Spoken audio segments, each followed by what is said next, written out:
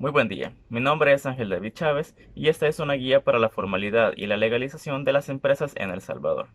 Esta guía surge porque estudios realizados a las empresas en el país revelan que un buen porcentaje de estas mismas empresas se encuentran funcionando de manera informal, concentrando ese porcentaje en la micro, pequeña y mediana empresa. Lo siguiente es una guía resumida donde se expresan los pasos para llevar a cabo para la formalización y la legalización de las empresas, sin importar que sea persona natural o se constituirá una sociedad. Algunos de los pasos para la formalización de las empresas son la inscripción de la empresa ante el Ministerio de Hacienda con la obtención del NID y del número de contribuyente IVA, la inscripción de la empresa en el registro de comercio, hacer un cumplimiento de las obligaciones formales o legales como la inscripción del balance general, la renovación de la matrícula de comercio o el registro de credenciales de la Junta Directiva de Sociedades, también las obligaciones formales que se tienen que tomar en cuenta como el AFP, la inscripción de los empleados en el AFP, el pago de esas planillas de AFP, así como del IS, como la misma inscripción de los empleados en el IS y el pago de la planilla. También se tienen otras obligaciones laborales como el pago salario mensual o el pago del aguinaldo a los empleados correspondiente a la longevidad que estos tengan. También tenemos unas obligaciones tributarias como el pago del impuesto al IVA, la declaración de pago a cuenta y la declaración anual del impuesto sobre la renta. Asimismo, unas obligaciones municipales y unos pasos para la afiliación de la empresa a la Cámara de Comercio de El Salvador. Cada uno de estos pasos va a ser detallado a continuación por medio de esta guía. El primero de los pasos para la formalización de las empresas en el país es la inscripción de la empresa ante el Ministerio de Hacienda. Esto se hace por medio de la obtención del NID y de acuerdo al Ministerio de Hacienda hay requisitos para las personas naturales y para las personas jurídicas. Para las personas naturales y que los trámites sean realizados por una persona autorizada por el representante, es necesario llenar el formulario 210 y firmarlo por el contribuyente. Si el trámite es realizado a través de un apoderado, este debe anexar original y fotocopia simple y legible del poder del cual debe señalarse el trámite específico a efectuar en el Ministerio de Hacienda, en este caso sería la obtención del NIT, y anexar también la fotocopia simple o legible del DUI del contribuyente y del apoderado. Para los mayores de 18 años es necesario presentar el documento único de identidad o el DUI, el comprobante de pago y el formulario 212 que sea completado por la persona en el registro de contribuyentes. Para los menores de 18 años es necesario que se presente uno de sus padres, el tutor o cualquier otro apoderado, adjuntando la documentación que compruebe la calidad de este. También la certificación de partida de nacimiento, el DUI, el pasaporte del apoderado y el comprobante de pago.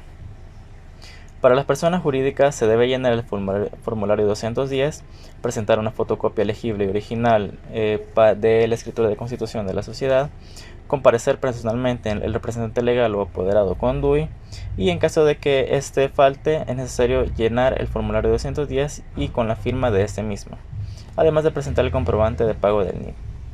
Es importante mencionar que el pago del NID y del comprobante del NID se hace en el Departamento de Colecturía del Ministerio de Hacienda y este se presenta junto con los documentos requeridos para que se le emita el NID. También tenemos la obtención de la tarjeta y número de contribuyente IVA. Para quien se inscriba el negocio como contribuyente de IVA, se debe presentar lo siguiente si es persona natural: el DUI, el NID del contribuyente y un recibo de agua, luz o teléfono que confirme las direcciones de la casa. Además es necesario tener unos requisitos extra dependiendo al sector en el que se va a dedicar. Por ejemplo, sector comercio, sector servicios, sector industria, para el sector agricultura y ganadería, los profesionales, el servicio de encomienda y los servicios de transporte son diferentes los requisitos que se quieren aparte de la documentación que se acaba de mencionar. Para la persona jurídica son los mismos requisitos que para la obtención del NID y los pasos a seguir son: se hace el pago del NID en el Departamento de Colecturía del Ministerio de Hacienda y se presenta el comprobante de pago junto con los documentos que se requieren en las oficinas. Como segundo paso tenemos la inscripción de la empresa en el registro de comercio. De acuerdo a la ley, todo comerciante debe solicitar su matrícula de comercio 30 días después de que el Ministerio de Hacienda le haya asignado su número de contribuyente IVA. Los pasos y requisitos para la inscripción son los siguientes para las personas naturales: la solicitud con todos los datos del propietario de la empresa y de sus agencias o locales, el balance inicial original, comprobante de pago de los derechos de registro, fotocopia de NID y DUI y el registro de contribuyente IVA. Para la persona jurídica es necesaria la solicitud con todos los datos del representante legal de la empresa y de sus agencias, el balance inicial original, el comprobante de pago de los derechos de registro, la fotocopia de NID, DUI del representante legal de la empresa y el registro de contribuyente IVA. El pago de los derechos de registro se hace en cualquier banco del país y presentar esto junto con la documentación que se requiera en un periodo de 3 a 1 semana de esa inscripción se puede pasar a retirar al registro de comercio la matrícula de comercio ya inscrita. Luego tenemos las obligaciones formales o legales. La primera de estas es la inscripción del balance general. El balance general debe inscribirse cada año y siempre y cuando ya se haya realizado o se haya cumplido con el proceso de legalización respectivo, y aplica no solo para las sociedades sino que también para las personas dueñas de las empresas. Los pasos y requisitos para la inscripción son los siguientes. Se presentan los documentos ante el registro de comercio como el balance general, la fotocopia del balance general, el comprobante de pago, estado de resultados, estado de cambios en el patrimonio, dictamen del auditor externo y los anexos al balance general, la certificación por parte de un notario del punto de acta de la Junta General de Socios y la fotocopia del NID de la sociedad o del dueño de la empresa cuando ésta sea una persona natural. Los pasos a seguir son los siguientes. Se paga el derecho de registro en cualquier banco del país y luego este se presenta junto con los documentos que se requieren anteriormente descritos en el registro de comercio. Y en un periodo de 3 días a no mayor de 1 semana se puede pasar a retirar el balance general junto con la resolución de la inscripción elaborada por el registro de comercio. Es importante tomar en cuenta también la solvencia de la Digestic, ya que esa solvencia se requiere para poder llevar a cabo la renovación de la matrícula, que es el punto número 2, la renovación de la matrícula de comercio. Esta se debe realizar cada año y dependiendo de si es una sociedad o una persona natural, se realizará en la fecha en la que se forma la sociedad o en el cumpleaños de la persona de acuerdo al NIT. Los pasos a seguir son: se debe presentar la solicitud que contenga la denominación o razón social, nacionalidad, domicilio de la sociedad, capital social, plazo de la sociedad, manifestación del número de inscripción en el registro de comercio y nombre, profesión, oficio, edad y nacionalidad del representante legal. Los pasos a seguir son: se retira la solicitud de renovación de matrícula de la empresa y el registro de los locales, de las agencias o las sucursales de la persona jurídica en las oficinas de registro de comercio. Se pagan los derechos de renovación de la matrícula de comercio en cualquier banco del país. Se presenta el formulario de renovación de la matrícula de comercio junto con el comprobante de pago anteriormente descrito. Y dentro de un periodo de 1 semana se debe regresar a las oficinas de registro de comercio a retirar el certificado de renovación de la matrícula. Como tercer paso tenemos el registro de las credenciales de junta directiva de sociedades. Esta se realiza dependiendo cuánto tiempo se haya definido como duración de la empresa en los estatutos de su creación. Al finalizar ese tiempo se deben aprobar en una asamblea extraordinaria de socios ordinarios la nueva composición de la junta directiva e inscribir esta disposición en un acta luego de que sea certificada por un notario. Esto se hace en el registro de comercio y los pasos a seguir son los siguientes. Se presenta el documento original del acta levantada durante la reunión de socios o los accionistas en la que se elige la conformación de la junta directiva. Se entrega una fotocopia reducida a un 74% del acta de conformación de junta directiva y se hace el recibo de pago de derechos de inscripción y o renovación de credenciales de la junta directiva. Luego de esto, de hacer los pagos de derechos de inscripción, se presenta el comprobante junto con los documentos antes mencionados y en un periodo de 1 semana se recoge el certificado de credenciales y el acta original de conformación de la junta directiva de la sociedad. Como punto siguiente tenemos las obligaciones laborales. El primero de estos es el AFP. En El Salvador únicamente se encuentran autorizadas 2 agencias de AFP, el AFP Confíe y el AFP Crecer. Primero se tiene que hacer la inscripción de los empleados en el AFP. Se deben inscribir a estos empleados en el mes en el que empiezan a laborar en la empresa. Y para inscribirlos, se tiene que tomar en cuenta si se llena la planilla de manera manual o si se está inscrito al servicio de planillas preelaboradas ofrecidas por la agencia del AFP. Además, si el empleado no está afiliado, se debe llamar a la agencia de AFP de su preferencia y pedirle que envíe un delegado a la afiliación de la empresa para que tome los datos del empleado y que tramite la afiliación.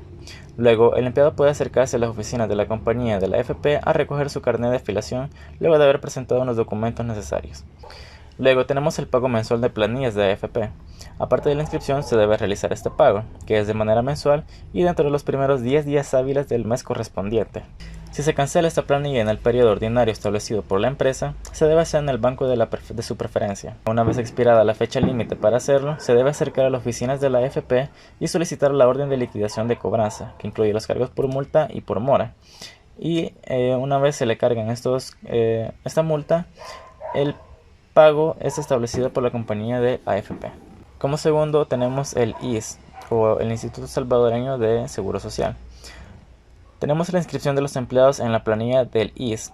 Esto se debe hacer en un plazo no mayor a 10 días desde que el empleado fue inscrito en la empresa. El patrono debe inscribir en la planilla recibida durante el mes el nombre del nuevo empleado, su número de afiliación y el monto del salario pagado. En caso de que el empleado no esté afiliado al IS, se debe ir a las oficinas del IS y presentar los documentos siguientes: la fotocopia o documento de identidad del empleado, la fotocopia del NID y la fotografía de tamaño cédula reciente. Además de la inscripción, se tiene que hacer también el pago de la planilla. Esta se debe cancelar de manera mensual y se deben pagar en los últimos días de cada mes. Los cambios de esta, o por adiciones o retiro de empleados, se hace durante los primeros 5 días hábiles del mes. La base del cálculo para el IS, la planilla del IS, es lo que se paga al empleado en concepto de sueldos y salarios, es decir, se le retiene un 3% en base al salario. Luego, como patrono, se debe cancelar el IS del 7.5% sobre el sueldo o salario de cada empleado. El ingreso máximo cotizable es de 628. Además, la planilla incluye un cargo del patrono en concepto de INSAFORP, que es del 1%. Para el pago de la planilla, si se hace en los últimos días de cada mes, esta se paga en cualquier banco del país. Si se han hecho cambios en la planilla, se debe ir a cualquier oficina administrativa o unidad médica del Instituto Salvadoreño del Seguro Social a presentar la planilla durante los primeros 5 días hábiles del mes. Y si no se cancela la planilla dentro del plazo establecido por el Seguro Social, se puede pagar en el banco y presentar en las oficinas del Seguro Social y asistir al control de ingresos para que se le pueda aplicar la multa establecida. Como tercer paso tenemos la inscripción de los contratos de trabajo. Esta se debe hacer cada que un empleado es nuevo en la empresa. Se elabora un contrato de trabajo y se inscribe en el Ministerio de Trabajo. El empleado estará obligado a pedir al patrono el documento del contrato dentro de los 8 días de haber iniciado la prestación de sus servicios. Los documentos a presentar para este trámite son: el contrato de trabajo original. Este debe contener por lo mínimo los siguientes datos requeridos por la ley: el nombre, el apellido, el sexo, la edad, el estado civil, la profesión u oficio, domicilio, residencia y nacionalidad de cada contratante, el número, lugar y fecha de expedición de las cédulas de identidad del personal y de los contratantes, el trabajo que bajo la dependencia del patrono se desempeñará, el plazo del contrato, la fecha en que se iniciará el trabajo, el lugar o lugares en que habrá de prestarse los servicios, el horario de trabajo, el salario que recibirá, la forma, el periodo y el lugar de pago, la cantidad, la calidad y el estado de las herramientas y materiales proporcionados por el patrono, el nombre, apellido de las personas que dependen económicamente del trabajador y las demás estipulaciones que convengan las partes. Primero se debe presentar los documentos anteriormente descritos en las oficinas del Ministerio de Trabajo para poder llevar a cabo la inscripción del contrato de trabajo. Luego, en un plazo de 1 semana, se debe regresar a las oficinas de esta entidad gubernamental para recoger el contrato ya inscrito y una copia para el empleado. Ahora tenemos las obligaciones laborales. El primero de estos es el pago de salario mensual. Este debe hacerse a cada empleado y es de manera obligatoria en cada mes, y este no podrá ser menor al salario mínimo que se apruebe por la Asamblea Legislativa. El pago del aguinaldo se deberá pagar como una prima anual a cada empleado en concepto del aguinaldo, y esta prima no puede ser inferior a: para el empleado que tuviera un año más y menos de 3 años de servicio, la prestación equivalente al salario de 10 días. Para quien tuviera 3 años o más y menos de 10 años de servicio, la prestación equivalente al salario de 15 días. Y para quien tuviera 10 o más años de servicio, una prestación equivalente al salario de 18 días. Las obligaciones tributarias. La primera de estas es el pago del impuesto al valor agregado o IVA. Esta se debe hacer y se debe declarar de manera mensual en los primeros 10 días hábiles de cada mes. Esto se calcula aplicándolo a la base imponible, que es la venta de bienes muebles y servicios prestados del 13%. La aplicación de la tasa del IVA a la base imponible de los hechos generadores, o sea, la venta de muebles, bienes muebles, prestación de servicios, se determina el impuesto causado como la operación como débito fiscal y el IVA por las compras de materia prima, producto y demás cosas necesarias como crédito fiscal. Al finalizar el periodo tributario se confronta el débito fiscal y el crédito fiscal para saber si se tendrá un IVA por pagar o un IVA remanente. El proceso de declaración y pago del IVA es el siguiente. Se debe acceder a cualquier unidad u oficina del Ministerio de Hacienda para obtener el formulario F07. Se llena el formulario de declaración de IVA, ya sea de manera escrita o electrónica. Se presenta este formulario en un banco de manera física o electrónica para realizar este pago y en caso de que no se realice la declaración en las fechas establecidas, se debe acercar al Departamento de Colecturía de las oficinas del Ministerio de Hacienda para que se le interponga la multa establecida. Además, en caso de que la declaración de IVA indique que no se debe cancelar nada, esta debe presentarse a las ventanillas ubicadas en las instalaciones del Ministerio de Hacienda en el centro de atención al cliente. Segundo, es la declaración del pago, del pago a cuenta del impuesto sobre la renta. Este debe cancelar mensualmente en concepto de anticipo del impuesto sobre la renta en los primeros 10 días hábiles de cada mes. La declaración en la que se paga la tasa correspondiente al 1.75% de los ingresos de la empresa es un anticipo al pago del impuesto sobre la renta, y este se calcula en base a todos los ingresos brutos que tiene la empresa. Esta se declara y se paga de la siguiente manera. Se accede a cualquier unidad de las oficinas del Ministerio de Hacienda y se recoge el formulario F14. Se llena el formulario de declaración de impuestos retenidos y el pago a cuenta. Se presenta el formulario en un banco de manera física o electrónica para realizar este pago. Y si se paga de manera extratemporánea, se debe acudir al Departamento de Colecturía de las instalaciones del Ministerio de Hacienda para que se le calcule la multa a pagar por mora. En caso de que la declaración del pago a cuenta indique que no se debe cancelar nada, esta debe presentarse a las ventanillas ubicadas en las instalaciones del Ministerio de Hacienda en el centro de atención al cliente. La tercera es la declaración anual del impuesto sobre la renta. Esta debe ser presentada y pagada entre el mes de enero y el mes de abril. La fecha límite es el mes de abril. ¿Cómo se calcula este impuesto? Este impuesto que se debe pagar es igual al 25% de la renta neta, más el 10% de la ganancia de capital generada durante el periodo fiscal. La manera en la que se paga y se declara el impuesto es la siguiente. Se accede a cualquier unidad o las oficinas del Ministerio de Hacienda y se recoge el formulario F11. Se llena el formulario de la declaración anual de la renta, ya sea de manera escrita o de manera electrónica. Se presenta el formulario en un banco de manera física o electrónica para realizar este pago.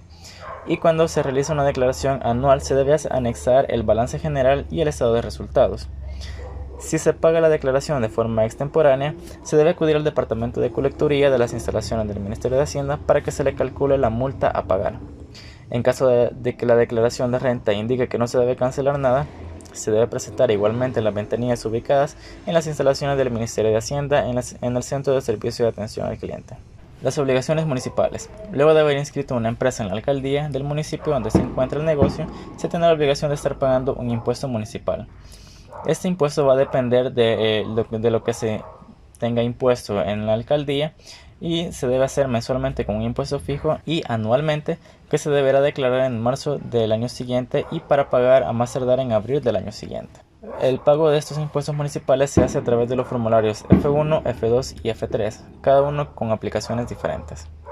Por último tenemos los pasos para afiliarse a la Cámara de Comercio e Industria de El Salvador. Tenemos los requisitos para la persona natural, que es la solicitud de afiliación con datos completos según documentos legales, 3 referencias de socios de la Cámara de Comercio, la copia de recibo de pago de cuota de inscripción, poseer una cuenta corriente bancaria, la carta de compromiso de pago de cuota de membresía, la carta de aceptación y compromiso con los valores de la Cámara de Comercio y la fotocopia de DUI, NIT y registro de IVA. Para la persona jurídica son los mismos requisitos, sin embargo para la fotocopia se necesita el balance general al 31 de diciembre debidamente auditado, la escritura social, el registro de IVA y NIT de la empresa y DUI y NIT del representante legal. Como siguiente tema tenemos los títulos valores. Los títulos valores son documentos necesarios para poder hacer valer el derecho literal y autónomo que en ellos se consigna. La clasificación de los títulos valores puede ser nominativos a la orden o al portador. Los requisitos formales en general que deben contener los títulos valores son los siguientes: el nombre del título que se trate, la fecha y lugar de emisión, las prestaciones y derechos que el título incorpora, el lugar de cumplimiento o ejercicio de los mismos y la firma del emisor. Tenemos los bonos. Estos son títulos valores representativos de la participación individual de sus tenedores en un crédito colectivo a cargo de un emisor. Estos deberán contener la denominación, la finalidad y el domicilio de la entidad emisora, el importe de capital y la parte pagada del mismo, el importe de la emisión, el tipo de interés, los términos señalados para el pago de los intereses, el lugar de pago, las especificaciones de garantía especiales, el lugar y fecha de la escritura de emisión y la firma de los administradores de la entidad. Solo podrán emitir bonos el Estado y el municipio, las instituciones oficiales y autónomas, las sociedades de economía mixta o las instituciones de interés público, las sociedades de capitales, las asociaciones, corporaciones o fundaciones que tengan personalidad jurídica. La letra de cambio. Este es un documento que garantiza que el deudor pagará al acreedor o a otra persona autorizada una cantidad de dinero en una fecha y lugar específicos. La letra de cambio puede ser librada a la vista, o a cierto plazo de vista, a cierto plazo de fecha o a día fijo. Este deberá contener lo siguiente: la denominación de la letra de cambio, lugar, día, mes y año en que se suscriba, orden incondicional al librador de pagar una suma ya determinada de dinero, el nombre del librado, lugar y época del pago, nombre de la persona a quien se ha de hacerse el pago y la firma del librador. La letra podrá ser representada por un tenedor legítimo o por un simple al portador para la aceptación del librador. El pagaré. Este es un documento contable que contiene la promesa incondicional de una persona denominada suscriptora o deudor que pagará a una segunda persona llamada beneficiario o acreedor una suma de dinero. Estos pueden ser a la vista, a cierto plazo de vista, a cierto plazo de fecha o a día fijo. Este debe contener la mención de ser pagaré, la promesa incondicional de pagar una suma de dinero, el nombre de la persona a quien ha de hacerse el pago, la época y lugar del pago, la fecha y lugar en que se suscribe el documento y la firma del suscriptor. El pagaré establece un compromiso formal que una persona llamada suscriptora o firmante pagará a otra llamada beneficiaria o tenedora. El cheque. Este es un documento de valor en el que la persona que es autorizada para extraer dinero de una cuenta extiende a otra persona una autorización para retirar una cantidad de dinero de su cuenta. El cheque puede expedirse a nombre de una persona determinada y se entenderá como a la orden, a favor de una persona determinada con la cláusula no a la orden, no negociable o equivalentes o al portador. Deberá contener lo siguiente: el número y serie, la mención de ser cheque, nombre y domicilio del banco contra el cual se libra, orden incondicional de pagar una suma de dinero, nombre de la persona a cuyo favor se libre o indicación de ser el portador, lugar y fecha de expedición y la firma autógrafa del librador. Su principal finalidad es la de emitir un pago sin la necesidad de transportar efectivo y dando al beneficiario más libertad para elegir el momento y lugar de cobro. Los cheques especiales. Los cheques especiales son los cheques cruzados, el cheque para abono en cuenta, el cheque certificado, el cheque de viajero, el cheque con provisión garantizada o cheque limitado, el cheque circular, el cheque de caja o de gerencia. Se pueden expedir en nombre de una persona o al portador. En el caso de que los cheques limitados pueden contener la denominación de ser cheque limitado, la fecha de entrega, la cantidad máxima por la que el cheque puede ser librada y el límite de tiempo válido para su circulación. Certificado de depósito y bono de prenda. Este es un título o valor representativo de bienes entregados a la institución emisora, que incorpora la responsabilidad por la custodia y conservación de ellos y legitima al tenedor del certificado como propietario de los bienes depositados. Los certificados de depósito y los bonos de prenda pueden ser expedidos a favor de un depositante o de un tercero. Cuando el depósito se haga a favor de una tercera persona, el depositante tendrá derecho a exigir constancia de lo que se ha verificado. Deberán contener la mención de ser certificado de depósito, el número de orden, nombre del almacén general del depósito emisor, lugar y fecha del depósito, plazo fijo señalado para el depósito, declaración del almacén de haber construido el depósito, relación de los bienes depositados con mención de su naturaleza, el nombre de la persona a cuyo favor se expida, la mención de estar o no sujetas a los bienes depositados al pago de responsabilidades fiscales, la indicación del importe en que sean aseguradas las mercancías, la mención de los adeudos en favor del almacén, la fecha de expedición y la firma autógrafa de 2 miembros del personal del almacén. El depositante de los bienes, al entregarlos al almacén y recibir el certificado con el bono correspondiente, tendrán derecho a retener una o más muestras de las cosas depositadas. Certificados fiduciarios y de participación. Los certificados fiduciarios de participación son bienes muebles, inclusive en el caso de que los bienes fideicomitados sean inmuebles. Pueden ser nominativos al portador o nominativos. Con cupones al portador serán emitidos por series. Estos certificados deben contener la mención de ser certificados fiduciarios de participación, el nombre y domicilio del banco emisor, la fecha de emisión del título, el monto de la emisión y número del valor nominal, rendimiento mínimo, término para el pago de los rendimientos, lugar y modo de pago, lugar y fecha de la escritura de emisión y la firma autógrafa del representante autorizado. Conocimiento de embarque. El conocimiento de embarque acredita la propiedad de las mercaderías que ampara y da derecho a su tenedor legítimo de reclamar la entrega de tales mercaderías a la representación de un documento. Estas se pueden emitir a la orden o al portador y deben contener la mención de conocimiento de embarque, el nombre y domicilio de la empresa, nombre, matrícula y porte de la nave, nombre y domicilio del capitán, puertos de carga y de descarga, nombre del cargador, nombre del consignatario, cantidad, calidad, número de bultos y marcas, fletes y demás gastos y la firma autógrafa del capitán. El reporto. Esa es una operación financiera por la cual el reportado se convierte en un deudor del otro sujeto llamado reportador, quien proporciona una suma de dinero al primero, garantizada con títulos valores, revirtiéndose al final del plazo. La operación de reporto es una actividad bursátil de intención o de financiamiento a corto plazo que consiste en vender un instrumento de venta fija con una obligatoriedad de devolver a comprar dentro de un plazo máximo establecido. Las cédulas hipotecarias. Esos son valores que ofrecen una rentabilidad fija y que son emitidos por entidades financieras. La persona contrata una cédula y recibe una rentabilidad a cambio del dinero que ha invertido en este tipo de valores.